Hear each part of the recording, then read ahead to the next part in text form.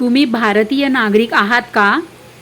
भारतातील प्रत्येक नागरिकाला याबाबत सर्व माहिती असणे आवश्यक आहे.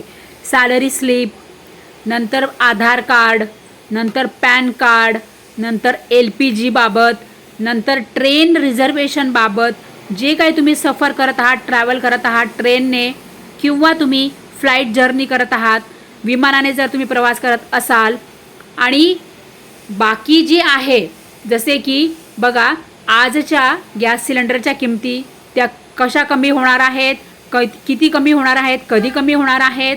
नंतर आत्ता 1 एप्रिलपासून संपूर्ण भारत देशामध्ये काय नवीन रूल्स आणि रेग्युलेशन आलेले आहेत, काय म्हणजे जे कर आहे, जे इन्कम टॅक्स कायदा आहे तो काय बदललेला आहे, पॅन कार्ड संदर्भामध्ये काय बदल झालेले आहे, संपूर्ण भारत देशामध्ये UPI ट्रान्झॅक्शनबद्दल काय बदल झालेले आहेत, आणि सर्व म्हणजे 1 एप्रिल 2026 पासून संपूर्ण भारत देशामध्ये काय नियम बदललेले आहेत, UPI ट्रान्झॅक्शनचे जे काय बदल आहेत ते सर्व तुम्हाला माहीत असणे आवश्यक आहे. त्यामुळे खाली सर्कलमध्ये माझा प्रोफाईल फोटो आहे, त्याखाली पांढरा त्रिकोण आहे, त्यावर टच करा आणि संपूर्ण व्हिडिओ बघा, कारण की हे तुम्हाला महत्त्वाचं आहे.